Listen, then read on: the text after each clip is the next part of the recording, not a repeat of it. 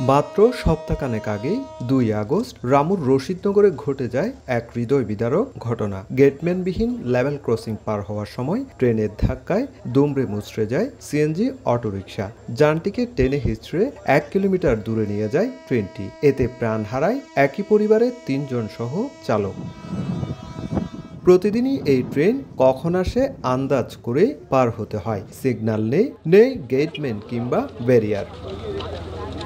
দোহাজারী কক্সবাজার রেলপথে রয়েছে ৭২টি level crossing, কিন্তু গেট বা গেটম্যান আছে মাত্র ১৬টিতে। বাকি ৫৬টি পুরোপুরি অরক্ষিত। প্রতিদিনই হাজার হাজার মানুষ এবং যানবাহন চলাচল করে এইসব অরক্ষিত পয়েন্ট দিয়ে। স্থানীয়দের আশঙ্কা, দ্রুত ব্যবস্থা না নিলে বাড়তে পারে প্রাণহানির সংখ্যা। অরক্ষিত রেল ক্রসিংয়ের কারণে আমাদের নিয়মিত দুর্ঘটনা হচ্ছে। রেল ক্রসিং এর জন্য কোনো ব্যারিকেড নেই, কোনো গার্ড নেই। গরু মারি গেলেও কিছু বলতে পারি না, মুষ মারি গেলেও কিছু বলতে পারি না।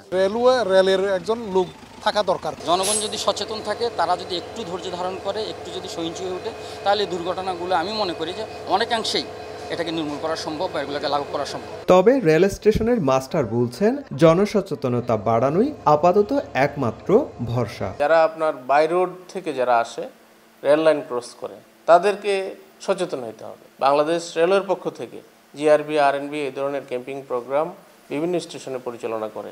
গত ২০ মাসে এই রেলপথে প্রাণ গেছে অন্তত ৩০ জনের। শুধু মানুষই নয়, ট্রেনের ধাক্কায় হাতির মৃত্যুর ঘটনাও ঘটেছে।